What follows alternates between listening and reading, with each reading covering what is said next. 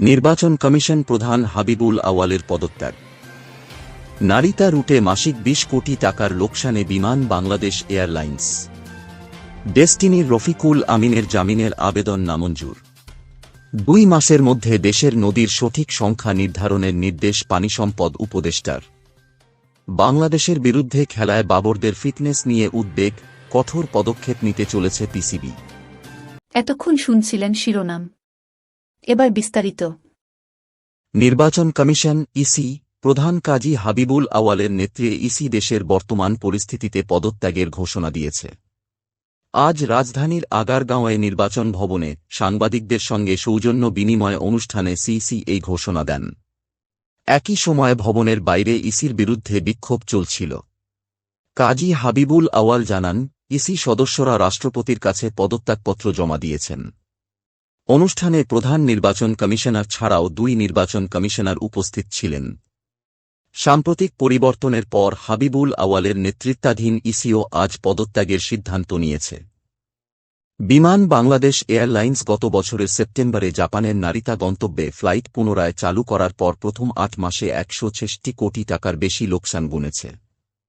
প্রতি মাসে গড়ে ২০ কোটি টাকার বেশি লোকসান হচ্ছে, কারণ আসনের অর্ধেকই ফাঁকা থাকছে।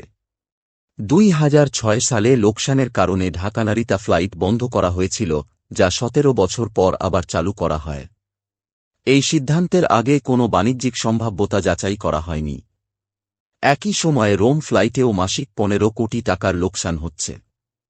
সরাসরি ফ্লাইট পরিচালনার খরচ কম থাকলেও অন্যান্য এয়ারলাইন্সের তুলনায় ভাড়া কম নির্ধারণ করায় ক্ষতি বেড়েছে। বিমান কর্তৃপক্ষের সিদ্ধান্তহীনতা ও জবাবদিহির অভাবের কারণে এই পরিস্থিতির সৃষ্টি হয়েছে। সংশ্লিষ্টদের বিরুদ্ধে কার্যকর পদক্ষেপ নেওয়ার আহ্বান জানানো হয়েছে।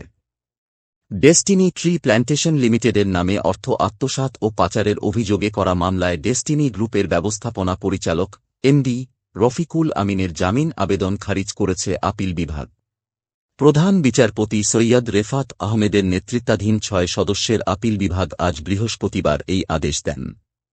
আদালত জাতির বৃহত্তর স্বার্থে রফিকুলের আরও কিছুদিন কারাগারে থাকা উচিত বলে মন্তব্য করেন।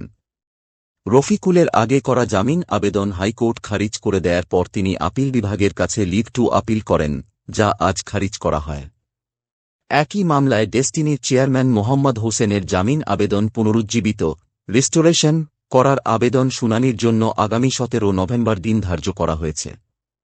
মামলার সাক্ষ্য গ্রহণ পর্যায়ে ২১৯ জন সাক্ষীর মধ্যে ১১৪ জনের সাক্ষ্য নেওয়া হয়েছে।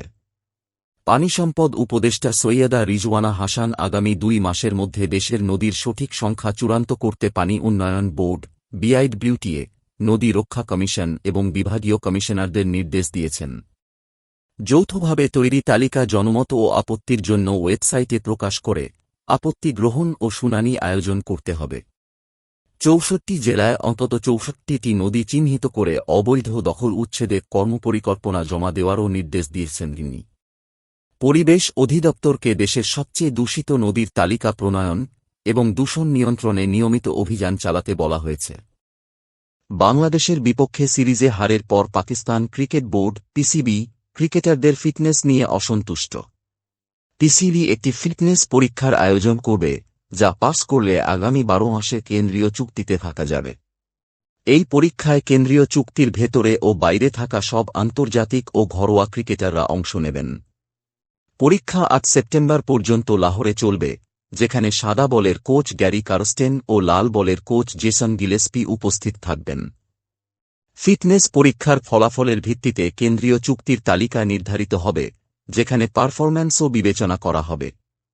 পিসিবির সূত্র বলছে, ফিটনেস হবে নির্বাচনের প্রথম শর্ত। বাংলাদেশ সিরিজে পাকিস্তানের কোচ গিলেস্পি কিছু ক্রিকেটারের ফিটনেস নিয়ে অসন্তোষ প্রকাশ করেছেন। পিসিবির কেন্দ্রীয় চুক্তিতে বর্তমানে ২৭ জন ক্রিকেটার রয়েছেন, তবে ফিটনেস পরীক্ষার পর এই সংখ্যা কমতে পারে। পাকিস্তান ক্রিকেটে ফিটনেসের ওপর করা অবস্থান নতুন নয়।